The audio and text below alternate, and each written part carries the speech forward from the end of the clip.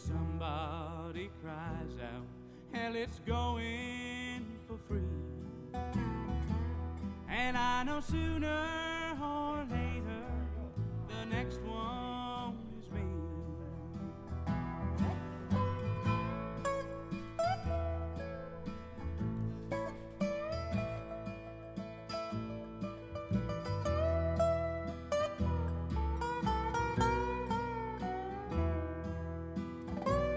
Another auction next week, and it's so plain to see that sooner or later the next one is me. I know sooner or later the next one is me.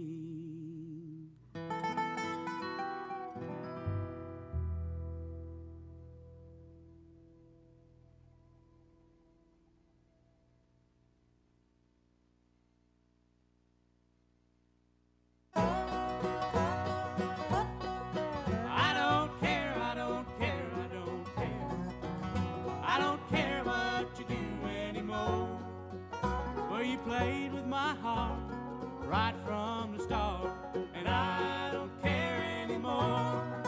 Darling, all of my love you denied. You laughed at my face when I cried, and you played with my heart right from the start, and I don't care anymore. I don't care, I don't care, I don't care. I don't care what you do anymore.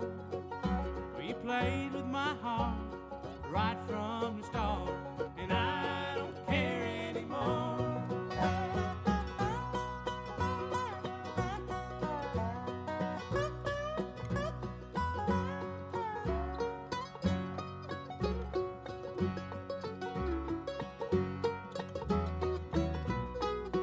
Well, I'm easing this load on my mind, and I'm leaving the past all behind. I'm starting a new life without you. I don't care anymore. I don't care, I don't care, I don't care. I don't care what you do anymore. You played with my heart right from the start, and I don't care anymore.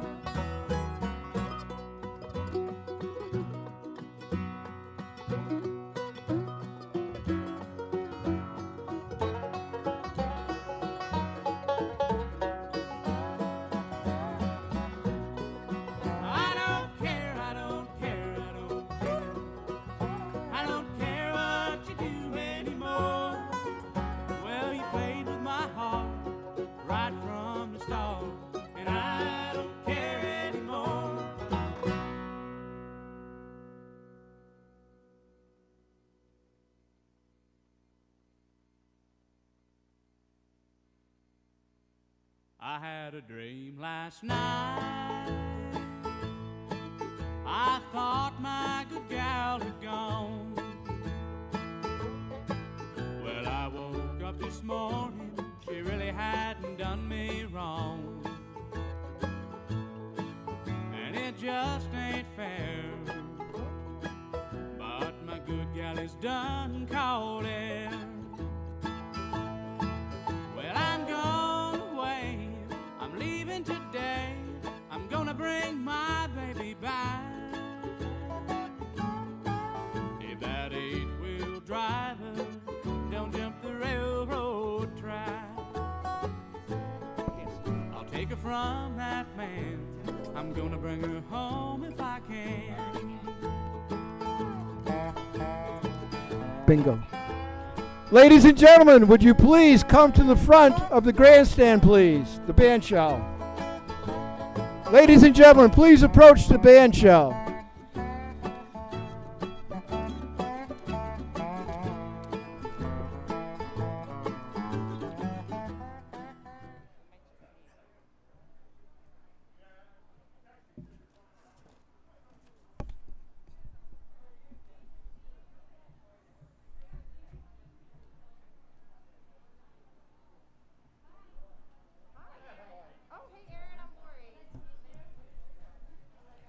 Aaron's big.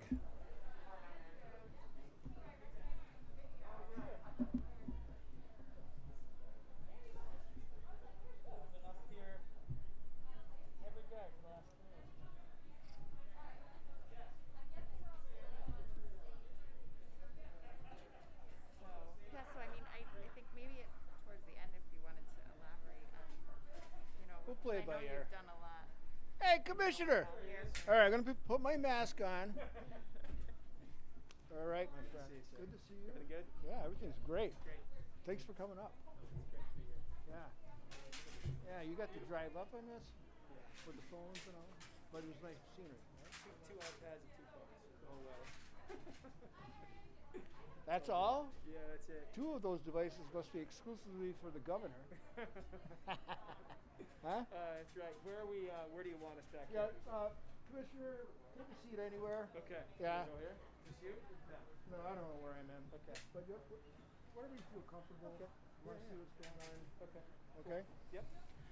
Who else do we have on the stage here? Where's Aaron and Griffin? Aaron?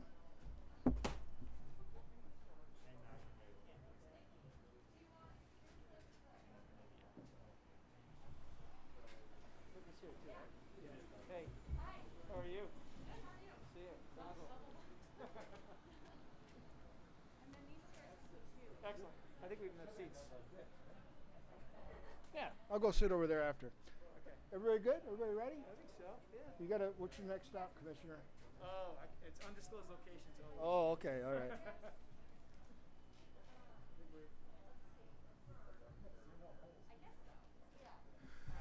Good morning. Good morning. Thank you for joining us here at Riverside Park in beautiful Saranac Lake, New York, the capital of the Adirondacks. We look around, we see decided to go outside of our school sphere. We hear things too. We see the glory of autumn in its second day, all surrounding us in its beautiful majesty and color. So thank you once again for being here. It's a real hallmark day for Saranac Lake.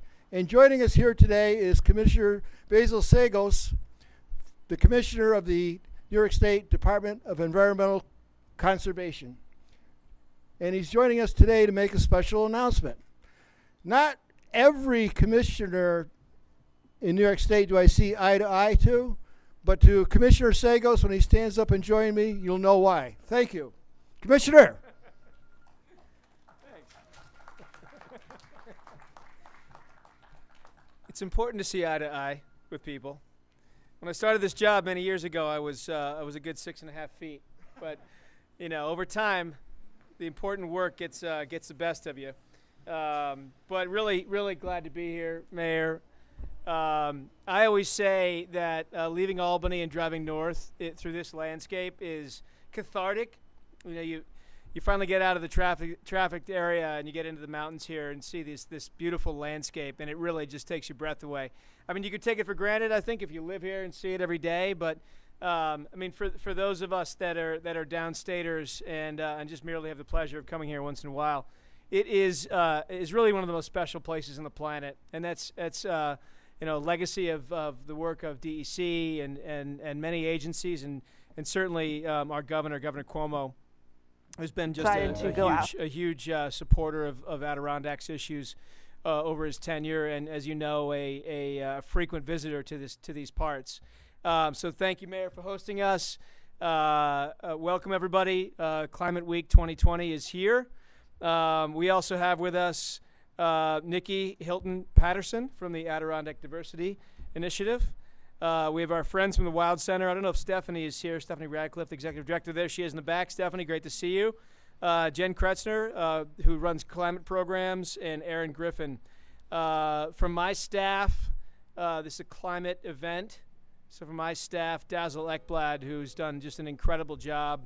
And I would be remiss if I didn't give a shout out to Captain John Strife from the Rangers, who is a little bit undercover over there wearing that vest. John Strife's been just an amazing leader of ours up here in the Adirondacks for years. And, of course, to the Climate Smart Communities Task Force, all the work that they've done over the years, and in particular this year, for everything you've done to advance the state's interest on climate. So we are, I think, at a very minimum at a crossroads on climate change. We may have already passed that inflection point where there is damage going on now, and we're going to be forced to adapt to a new normal on climate. We are really past the point of a debate on this. And frankly, I think I was asked recently, are you actually debating climate change anymore? And I think the answer I can say to that is no. We may hear talk out of Washington about climate change being a hoax, but I think most Americans, honestly, most people in the world have recognized that, this is a reality. We have changed the planet in our lifetimes. We have warmer years. 2020, maybe the warmest year on record. Certainly the last 10, you think, is this going to be the warmest year? And it ends up being the warmest year. We're breaking records with every passing day. We've got fires in the West. I'm sure up here in the Adirondack, certainly downstate, and even in New York City, our skies were yellow recently from the fires in the West. And those fires in the West are burning more aggressively, more frequently, more powerfully than ever because of the damage being done to our climate. 9 named storms have hit the U.S. this year. Just think about that for a second. 9 named storms, and you barely even hear it with all the news that goes frequently to the whatever scandal du jour is on top of the media's agenda. We've almost forgotten that. In fact, there are communities in the southern part of the United States that are just underwater today. Even Houston flooded. We're seeing things that we've never seen, and a lot of it's happening a lot faster than we ever thought that it would. So, what do we do about it? Obviously, we need federal leadership. We need federal leadership on the environment. And without that, this is not a New York State issue. This is not a U.S. issue. This is a national issue, of course, but it's a global issue. And if we're not engaged at a global level on this solution, then we're really pushing a huge stone uphill. But of course, New York, in the absence of federal leadership, the governor has emerged as one of the key leaders internationally on climate change over the last 8 years. And last year, we signed what is often thought of as the most ambitious climate law in the land, Climate Leadership Community Protection Act, which mandates that we hit these incredibly ambitious targets starting in 2035, getting all the way up to 2050, to get our country to a place where we are no longer damaging the environment is going to take an enormous investment. And it will also, frankly, be an enormous opportunity for our country, not only addressing the incredible problems we have with climate change, but tapping into this incredible economy. Now New York State, as an example here, we are the third largest renewables economy in the U.S.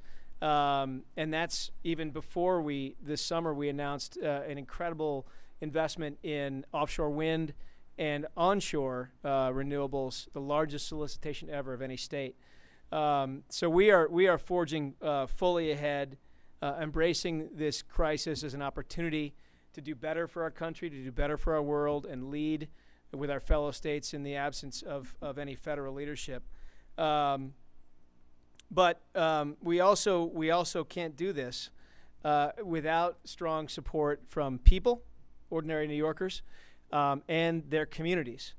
New York is really blessed with a rich diversity of communities that have been at the leading edge of all of the social and progressive issues that we've been confronting over the years, whether it's women's rights, equality, and certainly the environment, New York being a leading state. And a lot of that leadership really starts at the local level, where there's a visceral connection between leadership and communities and individuals and locals who want their communities to be better, and they want an outlet for their energies.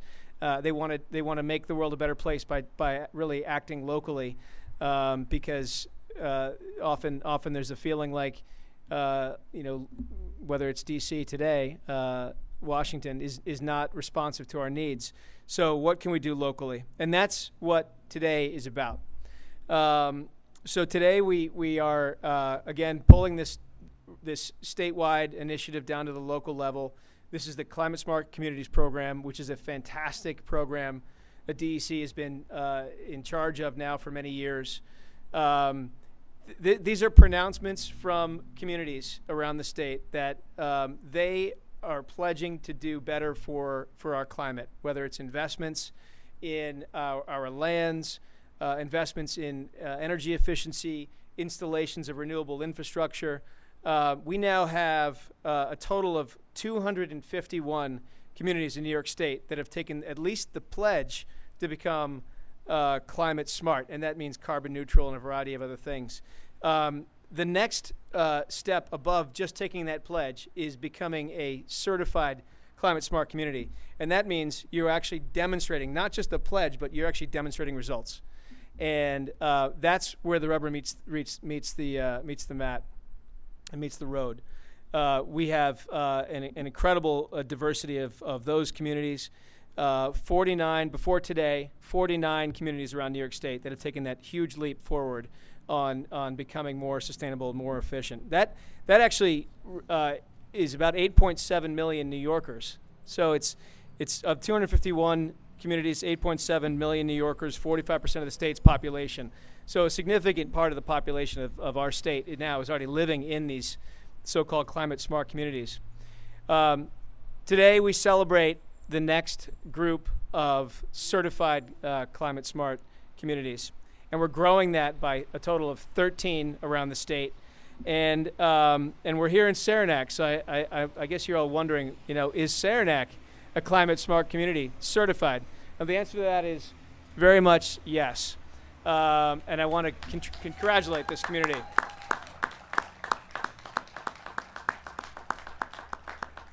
Now, it's pretty cool how we got to this point. The community itself has done amazing work over the years. You can just drive down these streets and see how they've changed the landscape and become more sustainable and more of an attractive place as that capital of the Adirondacks. But taking a leap forward on climate, something that they've done in spades, and doing so in partnership with the Wild Center, that great institution not so far away from here at Tupper Lake, which not only is educating our kids at the Wild Center itself, and educating adults in the case of yours truly, but helping our communities around the state and helping the youth around the state becoming engaged. So in fact, the leadership here, the mayor and the council, working very closely with the Youth Climate Summit. Children from various schools who've been working, young adults, I should say, working with the Wild Center, and now with the village of Saranac to become certified. It's a fantastic relationship that you've struck. It's a testament to your work, and I congratulate you. So we'll actually invite Cedar. Where are you, Cedar? Cedar, come on up here. Please join me and the mayor as I present to you the Climate Smart Communities Certified Street Sign. All right. Let's step to the side. Yeah, let's step to the side. Yep.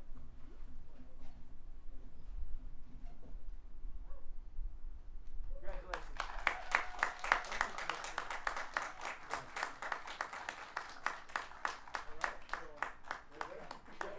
It's yours now. All right. Great job, Cedar, and great job to the Wild Center and that great program for advancing the ball on this.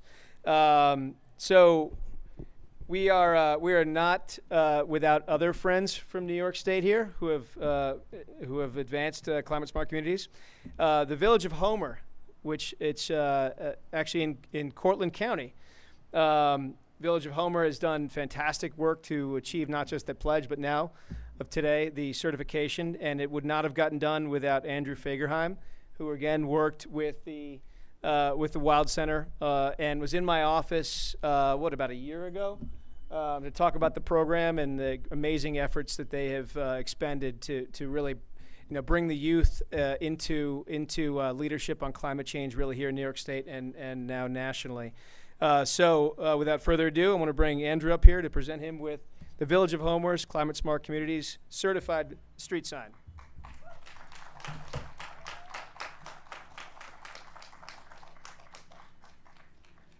Socially distant and masked. Thank you. Congratulations.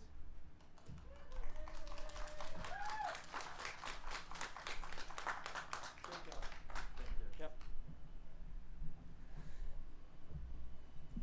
Yep. There are other cities also, cities and villages and towns that we're going to recognize. The city of Beacon, the village of Croton-on-Hudson, the village of Hastings-on-Hudson, the village of Cazenovia, village of Dobbs Ferry, the town of Dover, the town of Mount Kisco, Pound Ridge, Sleepy Hollow, the town of Woodstock, and the city of Yonkers. Let's all give them a great round of applause for the work they've done as well.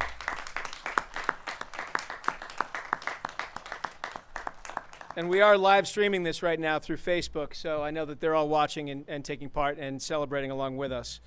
I want to make a really important point about one of the key aspects of really what we're doing here in New York and why it relates to today's announcement, and that is environmental justice and climate justice. I think if you dial back the clock on 2020, one of the things that you will have seen very clearly is the really disproportionate impacts of environmental damage and climate change and health in communities of color and in disadvantaged communities around the state. It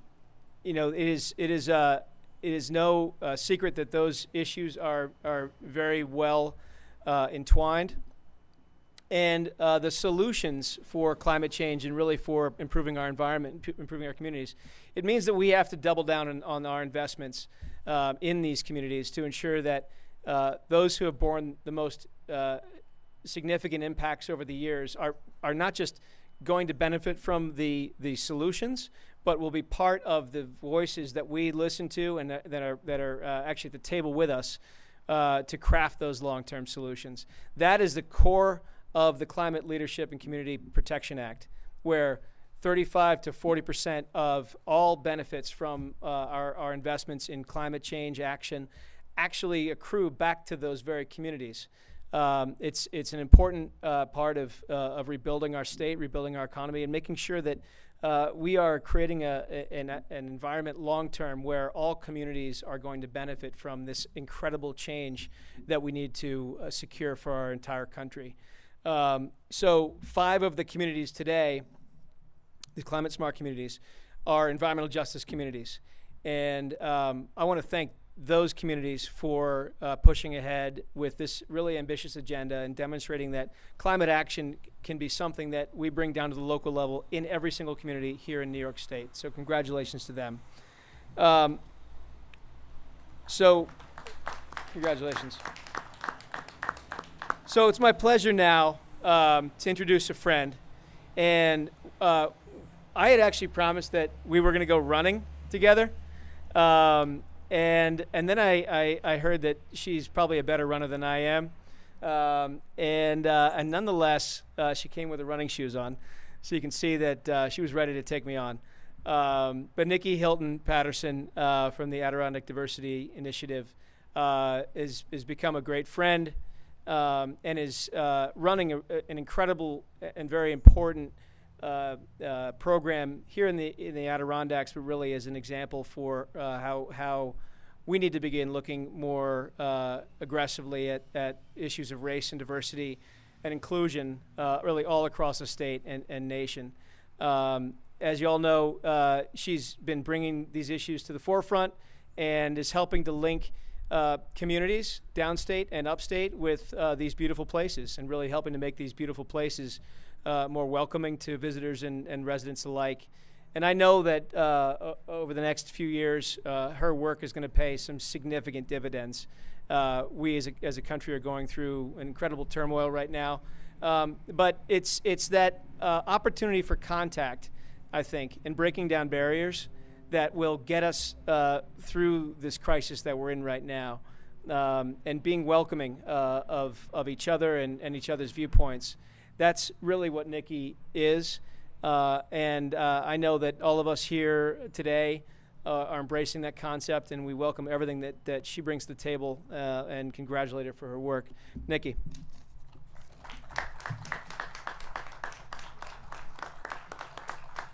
Thank you, Commissioner Basil, my friend. Before we start, I'd just like to, I don't do a lot of land acknowledgements because I think it's just rhetoric, it's talk. But I'd like to acknowledge that we are standing on essentially hallowed ground, on the bodies of Indigenous and First Nations peoples, who this land rightfully belongs to. And I often go back to my Rastafarian roots. And I'm coming to terms with being raised by a Rastaman, right? The first principle is shared humanity. The second one is our relationship to the earth, right? Growing up, essentially making your own broom, deodorant, all of those things. Mind you, I don't make my own deodorant now, thankfully. But the kind of ways in which he raised me to think about my relationship to the earth in a pre-colonized way, right? And so I'd just like to acknowledge our First Nations neighbors, friends, family members with whom we now share the land and the legacy to taking care of the earth. We are stewards, not masters of all we see. And there's a critical difference, right? And that's why I am so fortunate to be in this role, because the Adirondack Diversity Initiative exists at the intersection of environmental and racial justice. You can't have one without the other. They're inextricably linked. Okay? So it's really, really wonderful that we have leaders that we do right now. The leadership of Governor Cuomo and the leadership of Commissioner Sagos. And I'd like to thank them for their starting that leadership around environmental justice, racial justice, and equity for all peoples. We've been given a mandate, folks. In my opinion, it's already too late to undo all the evils that we have done to this land that we depend on. But we can do more right now to make sure that we're not forfeiting on what we owe to the young people. And so I'm glad to see that we are awarding and recognizing young people for the work they have done, right? But I also want to see us do that for young people who are doing this in communities of color, okay? In spaces that we call indigenous lands, right? So this falls really, really uniquely into what we had planned to do this summer with the 55 children from the Bronx schools, okay? We were working closely and are still working closely with the Wild Center. And Jen, Erin, thank you, who are part of our ADI team, to bring the 55 students from the Bennington School, DeWitt Clinton, and Pablo Cabral to come up here and immerse themselves in the land, to immerse themselves in what they don't have access to in the Bronx. When the commissioner's office called day before yesterday and said, Nikki, can you join us? I was nicely ensconced on my campsite. I was like, damn. You understand? Because I was looking up at this beautiful sky, soaking in this air, and remembering why I moved to the Adirondacks. It's my week off, y'all, but I had to come because this is critical, critical, critical work. And I want to thank you. So I'd just like to say that in the spirit of educating yourselves around climate justice, ANCA, the Adirondack North Country Association, with whom we partner, is having their on-ramp seminar conference. Starts on Tuesday, and I'd like to acknowledge Jared Blay. I know I mispronounced your name, Jared. Wave to the crowd. Jared is the ANCA's Clean Energy Director, was recently named to the CLCPA Climate Justice Working Group. Let me tell you something. I just don't understand because there are like 15 million acronyms that I have to learn. I don't know what CLCPA means, but I know it has something to do with climate justice and equity. Okay? So, so I'm all over the place because I didn't write a speech, and he dragged me out from my campsite, and I'm giving y'all 45 minutes, and then I'm going back to my camp. But I just want to finish with the Adirondack Diversity Initiative is very, very motivated. We already are, before me, to make climate equity, climate justice, a real critical part of what we do. And so the essence of working with the young people from New York City and the surrounding communities is about creating, almost shaping an entire generation of young people who don't look like any of you, right?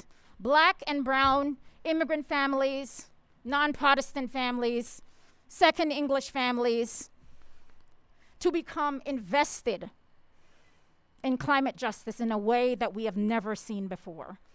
And it is a myth that black people and people of color don't care about climate justice. That is a myth, okay? And so I would appreciate if all of you would get onto the Adirondack Diversity Initiative website and sign up to welcome these children when they come in the summer. 55 of them, from kindergarten all the way up to high school. We have wonderful partners who are going to help us make that reality, including the commissioner's office, they're at the forefront of making this happen. Okay, but I would like to acknowledge my core team who are part of this critical work, right? I'd like to acknowledge the Wild Center again, whose leadership is critical on this. And they were part of creating this agenda for the young people coming up this last summer and coming up this summer. The Adirondack Museum, that's Experience Museum on Blue Lake. Did I say that right? Or is it Lake Blue? I apologize. Yeah, okay? And our other partners, Eagle Island, North Country School, Northern Light School, all engaged in making sure that we are expanding who we consider to be stewards of this land to go beyond just the Adirondack Park and North Country. And finally, I'd like to say that for the most part, climate justice is pretty white. Amen? Amen, okay. So one thing they know is that I do speak the truth, okay? I will always, I'm sorry, Mayor Rabideau, thank you for your welcome here today. I thank you for taking the lead and making sure that Saranac Lake, is it a village? I have it right? Because I'm confused because I see Harrison and that's that thing too. Is it Harrietstown? Which one are we? Harrietstown or the village of Saranac Lake? Village, bless you, bless you. Thank you for showing leadership on making sure that this is a climate smart city, right? I'm excited and welcome to working with you on other issues of equity as well. Bring it, Mayor Rabideau, thank you for that, okay?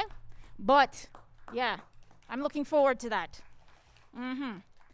But finally, I'd like to close with, I'm not apolitical.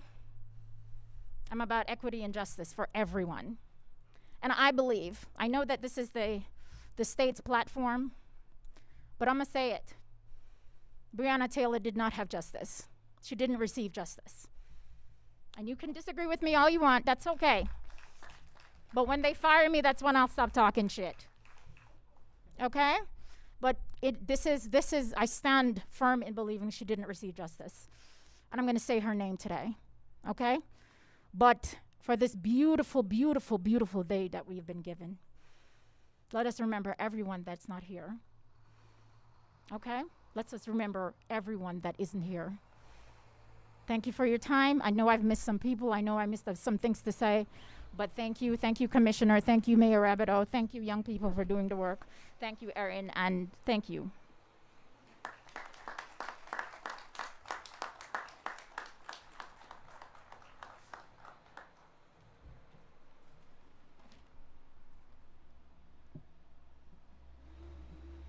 Thank you, Nikki. My name's Erin Griffin, and I'm the Youth Climate Program Manager for the Wild Center, as well as the Saranac Lake Climate Smart Community Task Force Coordinator. Climate change is hard, and it's scary, it's overwhelming, much like COVID-19 and systemic racism.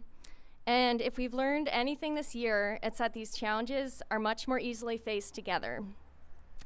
At the Wild Center's Youth Climate Program, we focus on convening young people and their communities around the world on climate action.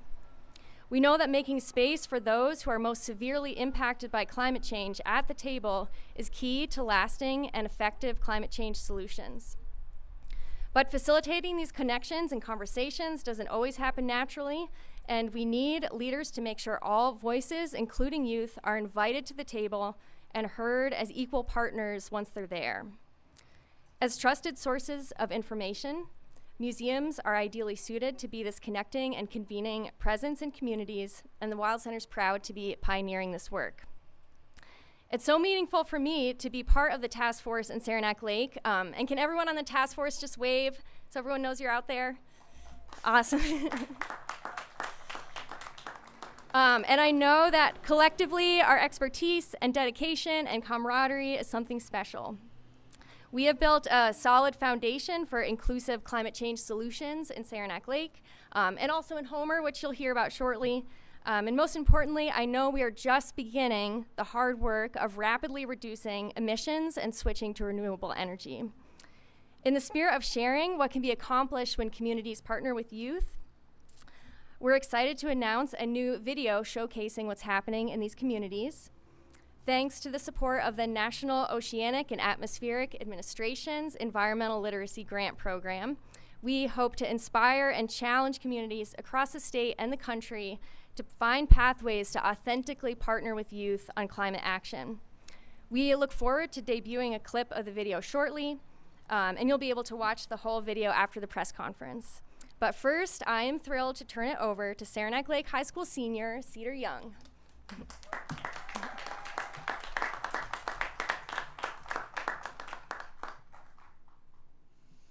Hello, everyone.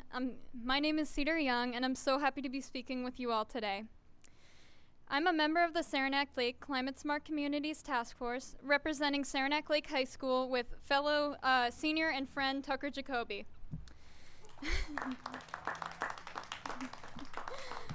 Together, Tucker and I run the task force Instagram account, attempting to educate a younger audience that might not otherwise be aware of what's happening with local government. We show the work accomplished by our team, spotlight the green features of Saranac Lake, and help the village staff spread the word on all the great work the village is doing.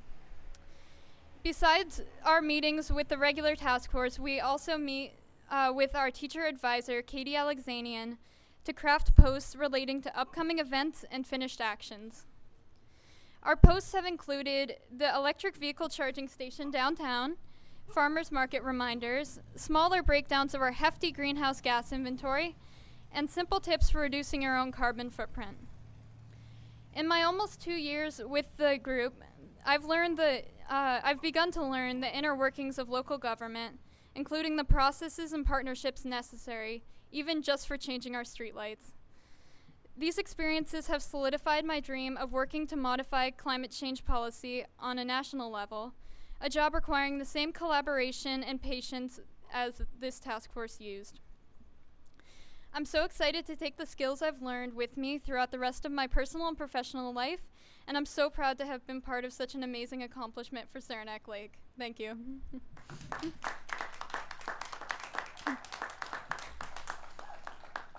Next, I'd like to introduce Andrew Fogerheim, a student at Columbia University and a member of the Homer Climate Smart Communities Task Force.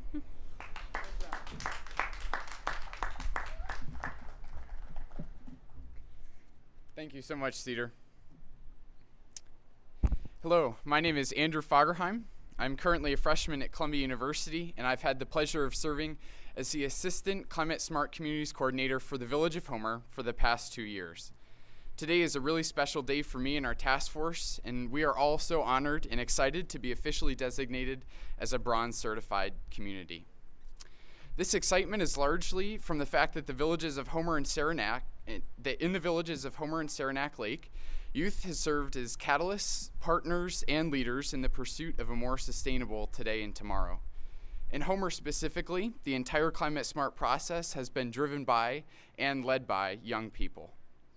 We have not just the calling and imperative to act, but the ways and means to accomplish it together with local and community leaders. There is strength and resilience in partnership, and when working with youth, a promise that future generations will have the skills and experience to continue working for environmental action and justice. I've been involved in youth climate work for years before working with local government, though, so to be entirely honest with you, nothing that we've done in Homer seems unnatural or outside of my comfort zone. It's just the result of many little decisions made along the way. First, an introductory email to our mayor, then a meeting with the village board of trustees, creating a task force, writing our first report and press release, researching new topics, and so on. Each seemingly routine step in this process is like a colorful tile laid in a pattern, and today provides an opportunity to step back and see these tiles as they were meant to be seen, as a beautiful mosaic of action that has made our community better, stronger, more resilient, and ultimately more sustainable. And this doesn't happen in a vacuum. It's a result of many different people working together to lay down tiles on this same mosaic. So now, it's important that I thank some remarkable people and organizations. First, I'd like to recognize the significant and sustained effort of my friend and coordinator, Shaniqua Perry, who's unable to be with us today, as well as Homer's Mayor Hal McCabe, the Board of Trustees, and our task force members, all of whom made this accomplishment possible. I am completely aware of the fact that handing over leadership and authority of a government task force to teenagers is significant, and we are humbled by that responsibility. I am also deeply grateful for the many years of training, support, mentorship, and friendship I've had in the Wild Center. They are truly incredible people. And to the Department of Environmental Conservation and the Commissioner for providing resources, support, and a framework for climate action to municipalities across New York. Thank you all so much for your time, and congratulations to all of the newly certified Climate Smart communities.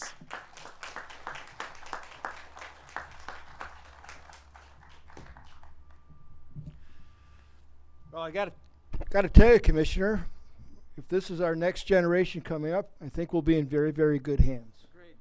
Yes. Congratulations. I want to make a quick thank you to our village task force. You did a lot of work to help us get to this bronze category.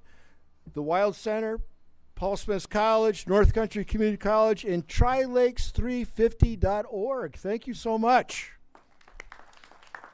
Of course, we're not going to stop at just bronze. Bronze is good. Silver's better. Gold is the best. The next step is silver. What are we going to do about it? We're going to generate more electricity here off from Lake Flower. We're going to team up with Clarkson University. They have a directional turbine program to generate electricity off the top of Mount Pisgah. We're going to go back to our water pollution control plant and use that methane gas to generate more heat in the wintertime and electricity in the summertime. And we're going to make sure that every darn light is LED or better, okay? That's just a start. We're into renewable energy. We do it as a team. We do it as a community. We're a family here in Saranac Lake. Nous sommes de famille. Oh, Commissioner, by the way, it's Saranac Lake. We're pretty picky about that. 35 miles down the road is a little community called Saranac. They have a school called Saranac Central. I graduated from Saranac Central, but we have to add Lake here, okay? Got it. All right. Were you a wrestler, by the way?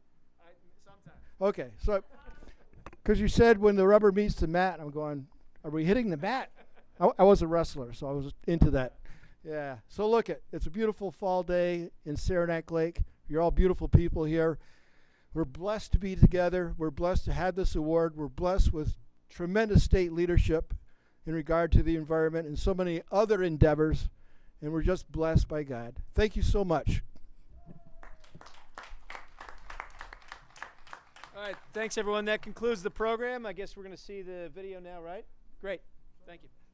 And we'll do any press Q&A afterwards off the stage.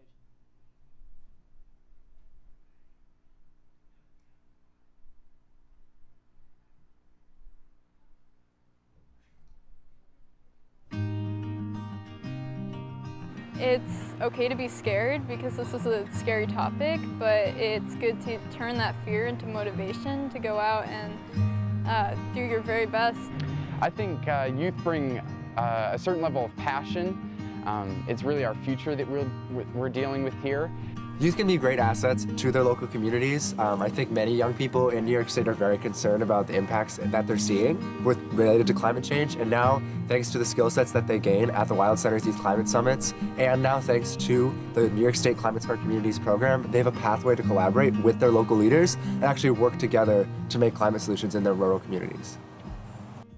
So what we're finding from our work at NOAA in partnership with the Wild Center and a consortium of other organizations is that youth are playing a critical role in developing community resilience. They are engaging their leaders, they're building more capacity in those communities to actually do the heavy lifting of, say, vulnerability assessments or greenhouse gas assessments. People are powerful agents of change in their schools, in their homes, and in their communities. Why? Because young people are unafraid to challenge authority, and I know this personally as I have 3 young daughters. The climate movement needs the power of young people to drive it forward. Here at the Wild Center, we work with a lot of young people that are really passionate about climate change, and they want to do something about it in their schools and communities. Every year at our Youth Climate Summit, we invite the New York State Department of Environmental Conservation Office of Climate Change to come and present about their Climate Smart Communities program. Most of the audience that we focus on through the Climate Smart Communities program is local government officials, staff, planners, people like that. So initially I wasn't quite sure what role young people would sort of play.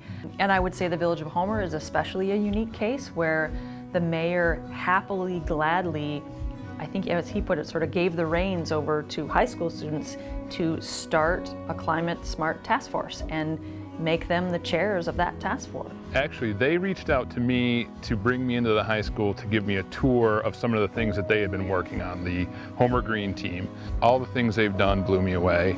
And all I kept thinking in my mind was, I want them involved in the whole Climate Smart Communities program. After attending the Wild Center Summit, we were really inspired to make a difference in our community. And one way we saw to do that was the Climate Smart Communities program.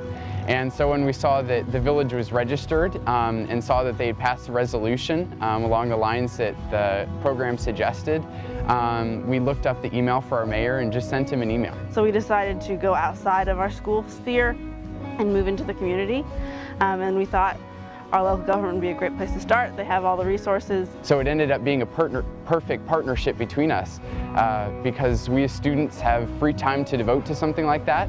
And the village board and the mayor had the experience to guide us through the process.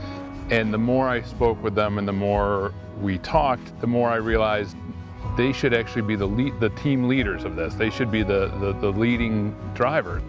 And I was really impressed with their earnestness and their ability to be able to think outside the box on a lot of different issues. We're actually working on a greenhouse gas inventory, and that really helps to establish what work needs to be done. They all usually want to hear what we have to say and will respond to us, like they take us seriously. They act as catalysts.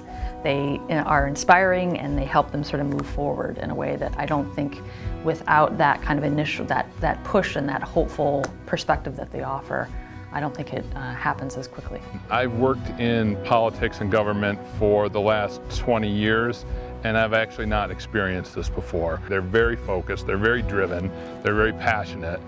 They're asking us what to do instead of them asking us to do something is really nice. I want them to have full ownership of this because I think that helps them understand just what an important role they have in this whole process is.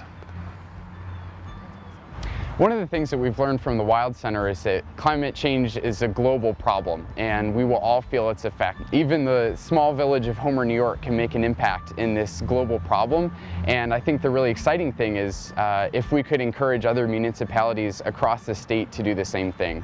I mean, there's a great saying, think globally, act locally. It's really going to be our youth's community moving forward that they're going to have to deal with some of these issues. It helps local government officials think about the future, and I think it helps them be more hopeful because they have these lively, knowledgeable young students who have gone to a youth climate summit. They know what they're talking about. It feels like I can make a difference in my community, and that's really important, especially in the face of this ecological disaster. It's our now, it's our future. All our kids will deal with the problems. We have to take care of the issues now, otherwise they're not going to be able to take care of it. We are making an impact on the climate crisis, even though we're just a small little village. My message to those involved is this: keep up the great work. Keep challenging those in positions of power and show the world what climate action looks like. We can't do this without you. There's a lot of work it takes to move a community from vulnerable to resilient. In order for that to happen, especially in rural communities, you need people to do work.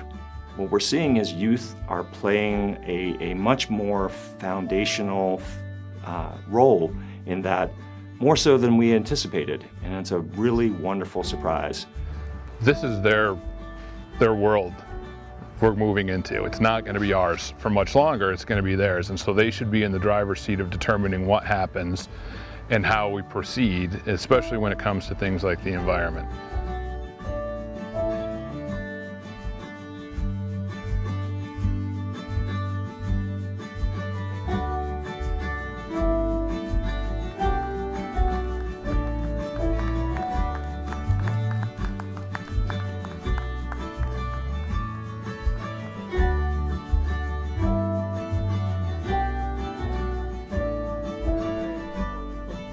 Congratulations again, everybody. Congratulations, Saranac Lake Village Mayor. Great job.